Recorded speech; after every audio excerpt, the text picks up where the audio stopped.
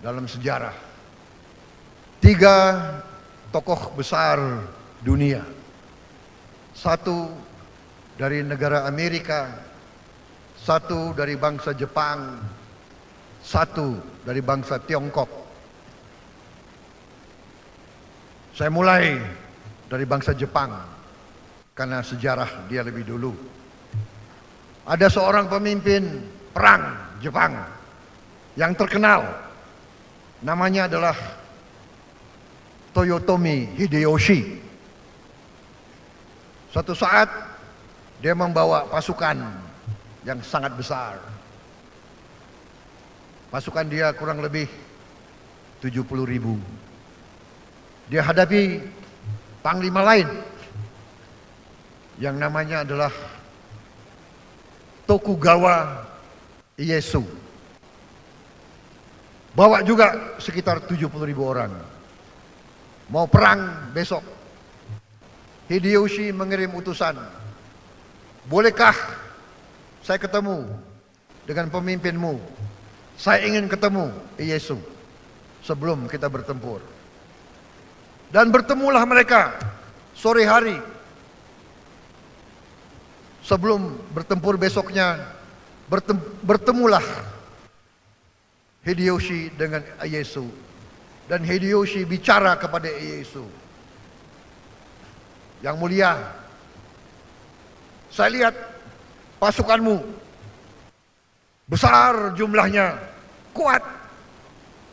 Saya lihat pemuda-pemuda Jepang di belakangmu hebat-hebat. Tapi kau, tolong yang mulia, lihat di belakang saya. Lihat prajurit-prajurit saya. Lihat pemuda-pemuda Jepang yang di belakang saya. Lihat, mereka tangguh. Yang mulia, besok di antara kita berdua ada yang menang dan ada yang kalah. Saya bisa menang atau Anda bisa menang. Tapi coba pikirkan yang mulia. Kalau Anda yang menang, di antara pasukan Anda pasti banyak pemuda-pemuda Jepang yang akan cacat dan mati. Dan pasti di pihak saya banyak pemuda-pemuda Jepang akan cacat dan mati. Besok malam akan banyak ayah-ayah dan ibu-ibu Jepang yang menangis kehilangan putra yang dicintainya. Dan mereka tidak akan ada yang membantu panen, yang membantu tanam. Coba pikirkan.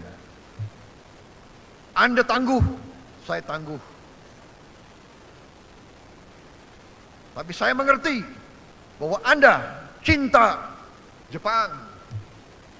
Anda cinta Nihon. Saya cinta Nihon. Kenapa kita tidak kerjasama demi cinta kita kepada Nihon?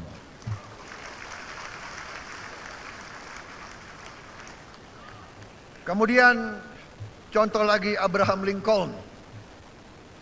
Abraham Lincoln menang jadi presiden.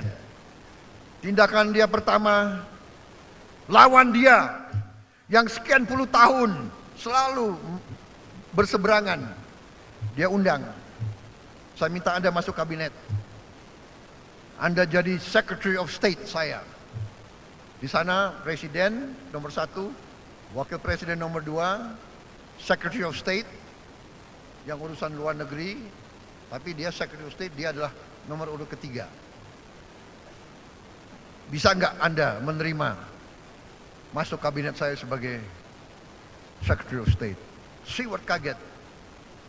Kenapa Anda pilih saya? Anda tahu saya tidak suka sama Anda. Ternyata Abraham Lincoln waktu muda, karena Seward lebih tua dari dia, Abraham Lincoln waktu muda pernah datang ke kantornya Seward.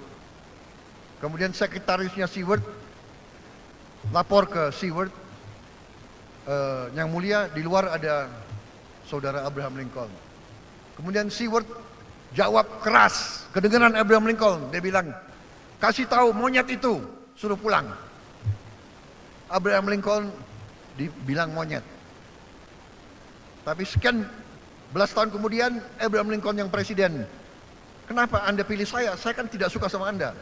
Abraham Lincoln jawab, oh saya tahu Anda tidak suka sama saya. Dan saya tidak suka sama Anda. Tapi saya tahu Anda cinta United States of America.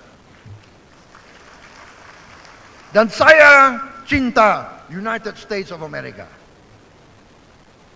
Kenapa kita tidak kerjasama untuk United States of America? Saya tertegun waktu saya baca ini. Inilah kenapa Amerika jadi negara besar. Kenapa Jepang menjadi negara kuat. Kemudian contoh pemimpin Tiongkok. Mao Zedong menang perang lawan Jepang, merang Kuomintang. Besok lusa akan mendirikan republik pemerintah. Dia panggil beberapa orang. Di sana wakil presiden mereka tidak satu, kalau nggak salah ada 3 atau 4. Salah satu, dia undang tokoh jenderal dari mantan lawan dia. Namanya saya lupa, nanti tolong dicek. Saya nggak berani ngarang kalau nama bahasa asing. Ya kan?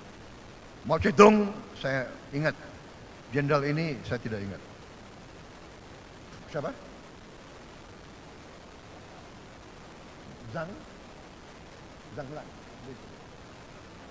Zhang Lam. Mau gak Anda jadi wakil presiden kita? Zhang Lam kaget. Kenapa Anda pilih saya? Anda tahu, dulu saya pernah mimpin operasi di mana saya bunuh puluhan ribu anak buahmu. Kenapa kau pilih saya sekarang? Mao Zedong jawab, jangan lihat ke belakang. Lihat ke depan.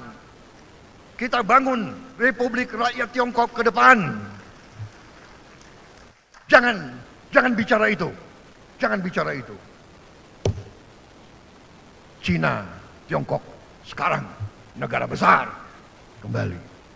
Pemimpin seperti itu. Saudara-saudara. Deng Xiaoping 3 kali dipecat oleh Mao Zedong. Ditahan.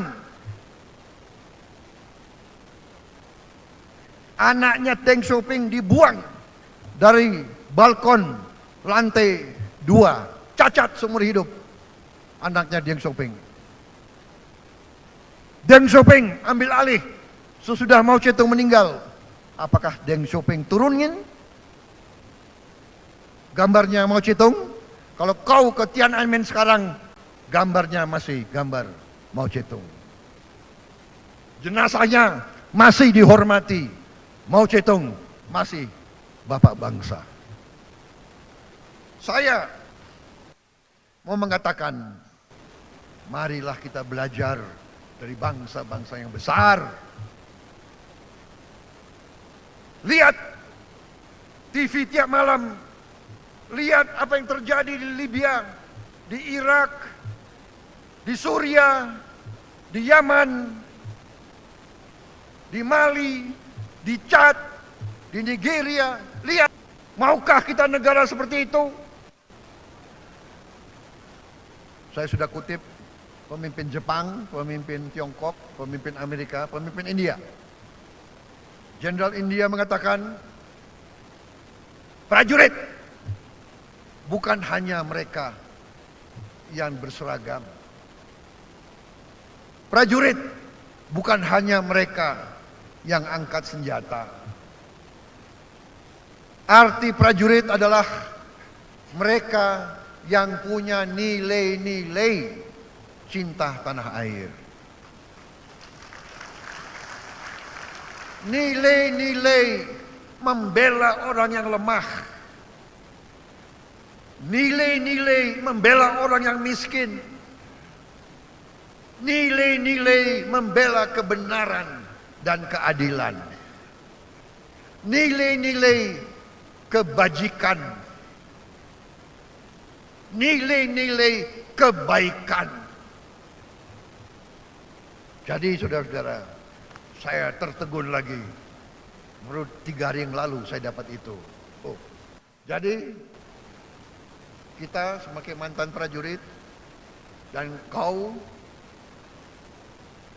emak-emak, kau petani-petani, kau pedagang-pedagang, kau aktivis, kau pemimpin agama, kau cendekiawan, kau juga prajurit-prajurit bangsa dan negara Indonesia.